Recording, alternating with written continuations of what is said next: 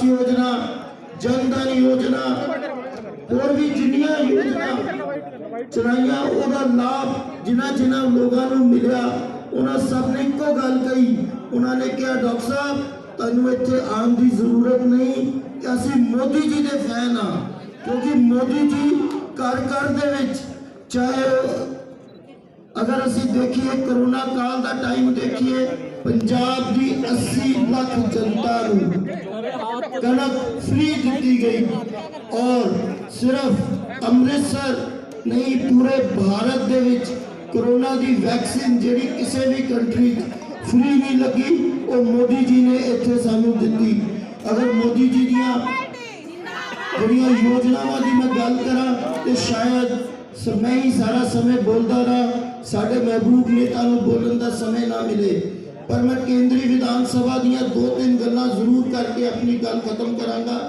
सब तो पहली गल, अमृतसर केंद्रीय विधानसभा एक पुराना ओल्ड सिटी वाला इलाका है जिहदे विच अगर पिछले 10 साल तो साढ़े इत्थों के जिहड़े MLA ने वो पिछले 10 साल तो हुए ने, वो अगर मूलभूत सुविधावां साफ स्वच्छ पानी, सफाई, सीवरेज, अगर असी शहर का हाल देखिए जगह जगह ते कूड़ा दे ढेर लगे ने, जगह जगह ते मैं गया अद्धे शहर दे विच गंदा पानी लोग पीने को मजबूर ने। श्री राजेंद्र मोहन सिंह जी चीना और आपके बहुत ही अजीज कैंडिडेट डॉक्टर राम चावला, श्री सुरेश महाजन जिलाध्यक्ष, श्री राकेश गिल प्रदेश उपाध्यक्ष, श्री राजेश कंडारी, रोमी चोपड़ा, संदीप बहल, शंकर लाल, बरिंदर भाटी, राकेश शर्मा, अंडसित प्रदीप सरीन, चुनाव प्रभारी श्री मानव तनेजा और इस सभा में मौजूद मेरे सभी सम्मानित बहनों एवं भाइयों, पंजाब में विधानसभा का चुनाव चल रहा है। हम सभी के कार्यक्रम पंजाब में सार्वजनिक सभाओं को संबोधित करने के लिए लग रहे हैं। इसके पहले भी 2 दिन पंजाब में कई सार्वजनिक सभाओं को संबोधित कर चुका हूं। मेरा यह सौभाग्य था कि मुझे अमृतसर आने का मौका मिला है। जय श्री राम। और अमृतसर आने का जब निर्णय हुआ तो बहनों भाइयों, पहले ही मैंने तय कर लिया था कि मैं अमृतसर जा रहा हूं किसी सार्वजनिक सभा को संबोधित करने के लिए, तो सभा को संबोधित करने के पहले मैं दुर्गाना मंदिर भी जाकर माथा टेकूंगा और साथ ही साथ हरमिंदर साहब के मंदिर भी जाकर मैं माथा टेकूंगा। हर हर महादेव। इम्फाल में भी जब मैं गया था, मणिपुर में मेरी कई वहां पर पब्लिक मीटिंग्स थी, वहां पर भी एक स्थान पर मैं मंदिर में गया, गुजर रहा था, बहुत बड़ा गुरुद्वारा था। स्वाभाविक रूप से मेरे मन के अंदर भाव पैदा हुआ कि हमें गुरुद्वारा जाना चाहिए और वहां पर माथा टेकना चाहिए, और वहां पर माथा टेकने के लिए मैं चला गया। मेरे बहनों भाइयों, तकलीफ उस समय होती है। पंजाब के मुख्यमंत्री जैसे चन्नी साहब ने प्रियंका जी की उपस्थिति में जो कुछ भी कह दिया कि उत्तर प्रदेश और बिहार के भैया लोग पंजाब में नहीं आने पाएंगे यदि उनकी सरकार बन जाएगी। मैं चन्नी साहब से और कांग्रेस के लोगों से पूछना चाहता हूं, क्या गुरु नानक देव जी ने यही संदेश दिया है पंजाब के लोगों को? गुरु नानक देव जी ने संदेश दिया है, सबसे बनाई और सबसे भलाई का संदेश गुरु नानक देव जी ने दिया है, जिनकी जन्मभूमि है पंजाब की, इस धरती की के लोगों को यही संदेश दिया। और ये कांग्रेस के लोग समाज को बांटकर सत्ता हासिल करना चाहते हैं। और जिस समय यह बात बोल रहे थे, कांग्रेस की वरिष्ठ नेता प्रियंका जी वहां पर खड़ी थी, मौजूद थी।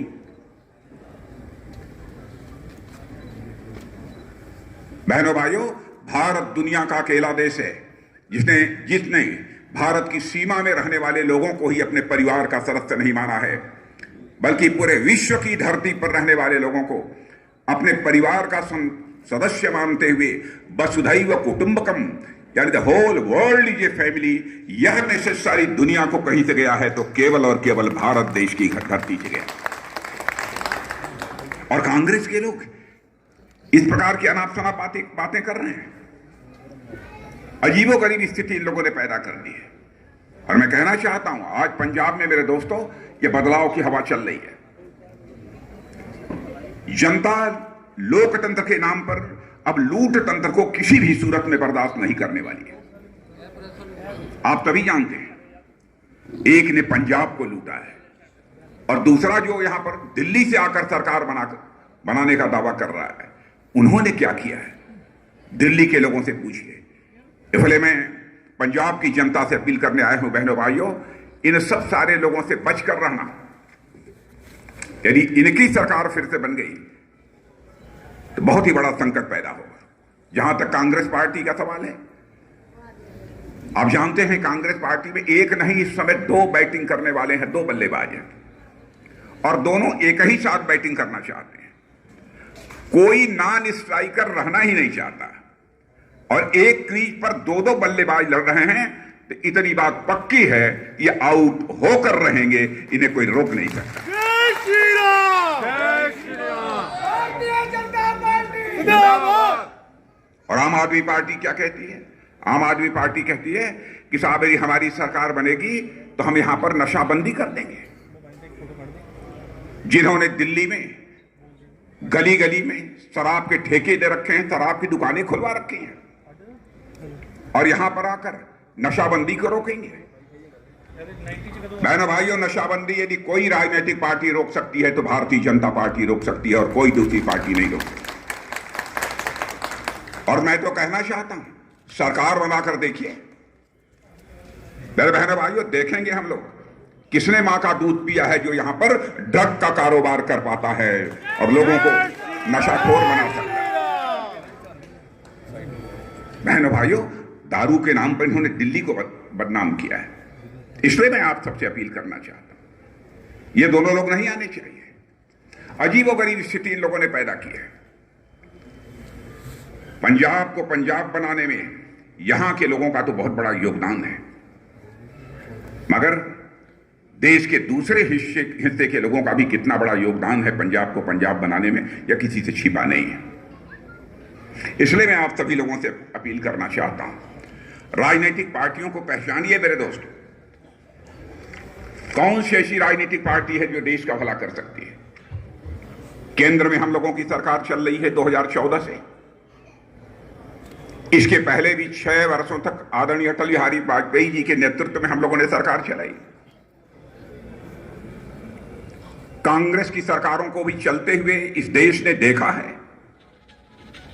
हर कांग्रेस की सरकार के ऊपर भ्रष्टाचार के आरोप लगे हैं, लेकिन मैं दावे के साथ कह सकता हूं, चाहे वह अटल जी की सरकार रही हो, चाहे हमारे मोदी जी की सरकार हो, कोई मां का लाल उंगली उठाकर नहीं कह सकता किसी मंत्री के दामन के ऊपर कोई भ्रष्टाचार की दाग लगी हुई हो, या कोई नहीं कह सकता।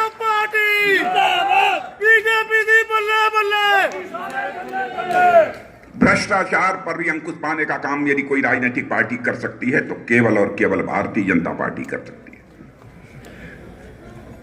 और कोई नहीं कर सकता।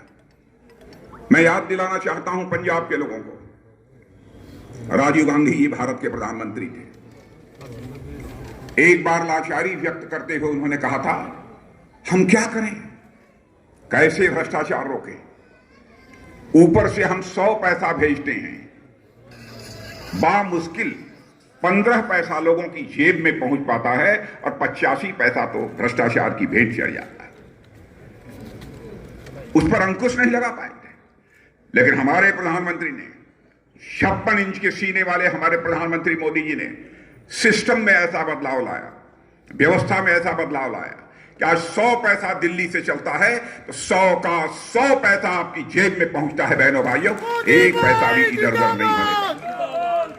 प्रधानमंत्री किसान सम्मान निधि के अंतर्गत भी यदि 6,000 रुपया चलता है तो 6,000 का 6,000 आपकी जेब में पहुंचता है।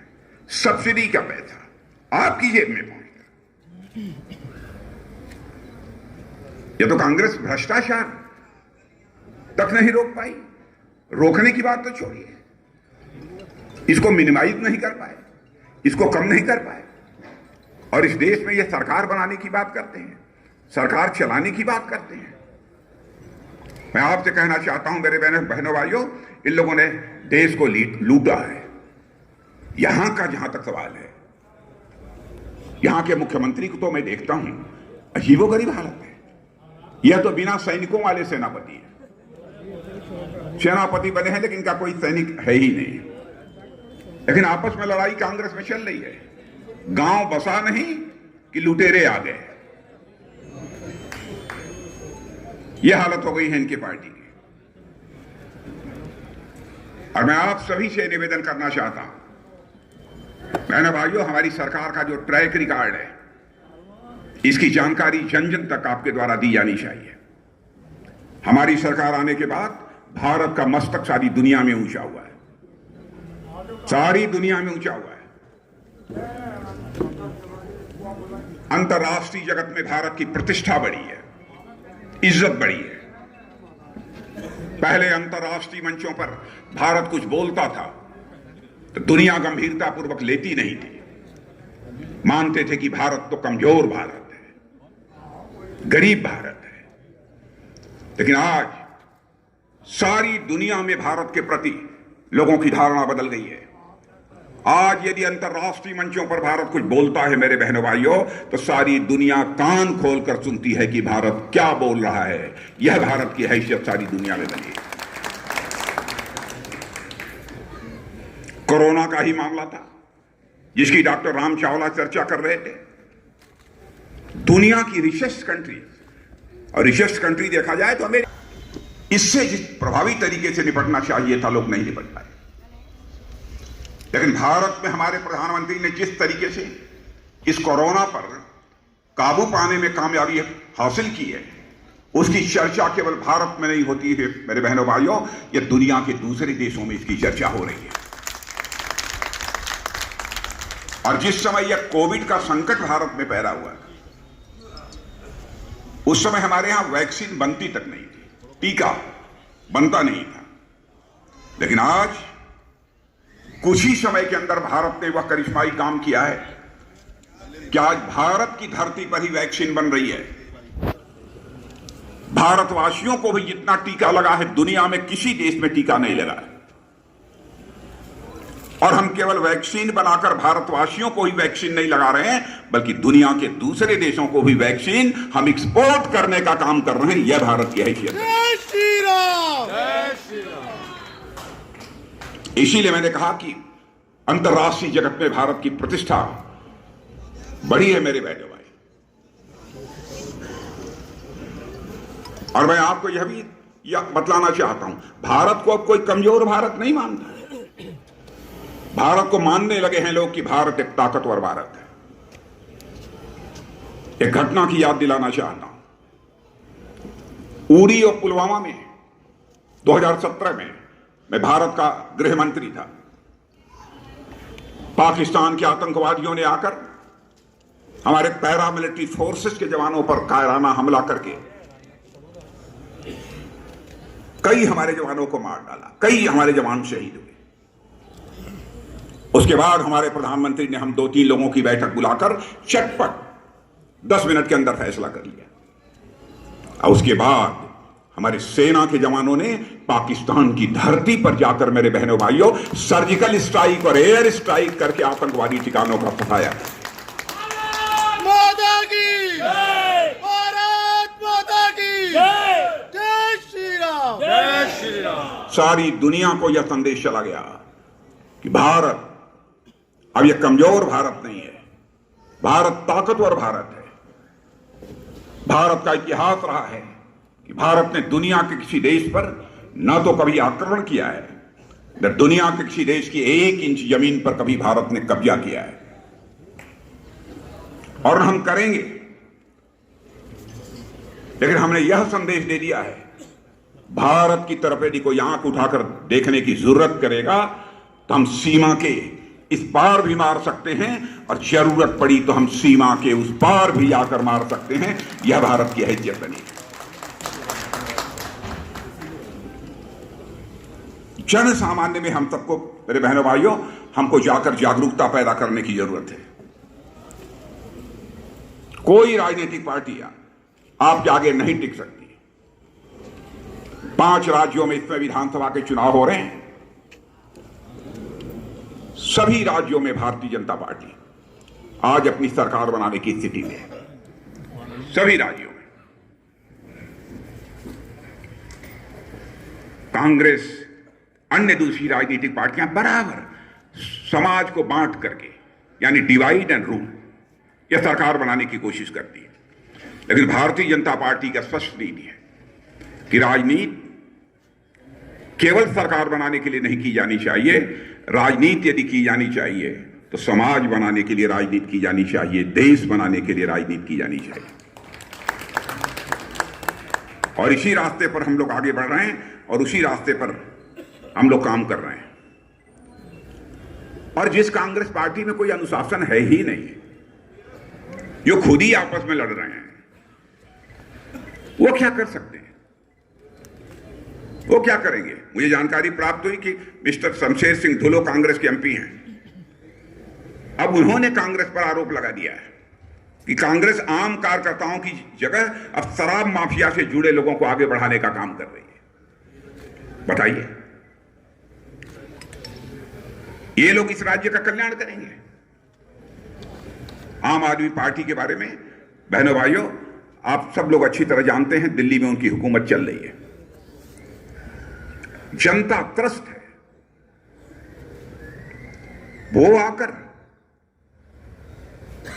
यहां पर सरकार बनाएंगे, पंजाब का विकास करेंगे।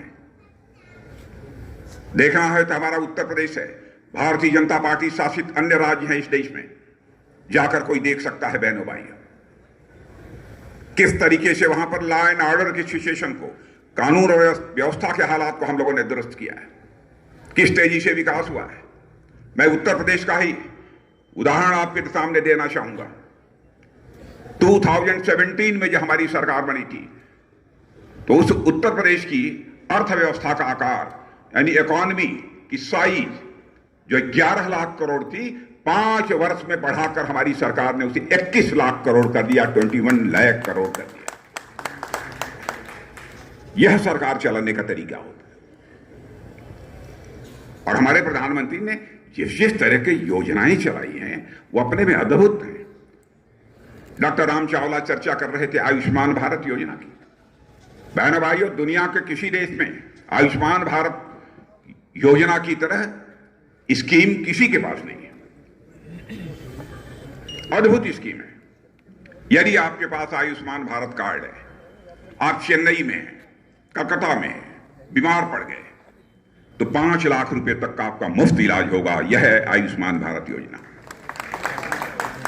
बहुत सारी ऐसी योजनाएं रही हैं जिन्हें की सच्चाई है कि यहां की सरकार ने उसे प्रभावी तरीके से लागू नहीं के बाद, बहनों भाइयों, केंद्र की सारी योजनाएं प्रभावी तरीके से पंजाब में भी लागू की जाएंगी और पंजाब की जनता को उसका पूरा का पूरा लाभ मिलेगा। जितनी भी हमारी योजनाएं, सबका लाभ मिलेगा। और वैसे हम लोगों ने यह भी तय किया है कि हिंदुस्तान का एक जिला नहीं बचेगा जिस जिले के हेडक्वार्टर पर कोई ना कोई मेडिकल कॉलेज न बन जाए। लोगों की चिकित्सा सुविधा के लिए यहां पर भी एम्स, IIM की स्थापना अमृतसर में हुई है। यहां पर एम्स की स्थापना भी हुई है, यह भी मुझे बतलाया गया है। एक्सप्रेसवे भी 1000 किलोमीटर बनाई गई हैं। बहुत सारे काम यहां की हमारी सरकार ने किया है। तो मैं आप सबसे ज्यादा ना बोलते हुए यही अपील आप सबसे करने आया हूं कि आप सभी का समर्थन भारतीय जनता पार्टी को प्राप्त होना चाहिए और आप सभी कार्यकर्ता जन जन तक जाइए और भारतीय जनता पार्टी का संदेश पहुंचाइए। डॉक्टर राम चावला हमारे एक बहुत ही योग्य कैंडिडेट हैं और मैं देख रहा था डॉक्टर राम चावला बोल रहे थे, बहुत ही प्रभावी तरीके से वो अपनी बात को यहाँ पर रख रहे थे। इसलिए मैं आप सभी से अपील करना चाहता हूं कि डॉक्टर राम चावला के चुनाव चिन्ह कमल के फूल का बटन दबाकर उन्हें भारी मतों से विजय दिलाएं। यही अपील करते हुए अपना निवेदन समाप्त करता हूं। मैं निवेदन करना बाकी आन, भारतीय जनता पार्टी परिवार में आने पर डॉक्टर सुजाता शर्मा जी का बहुत बहुत स्वागत है। बहुत बहुत धन्यवाद सब कार्यकर्ता साथियों का, सब दोस्तों का जिन्होंने इस रैली को कामयाब करने ਲਈ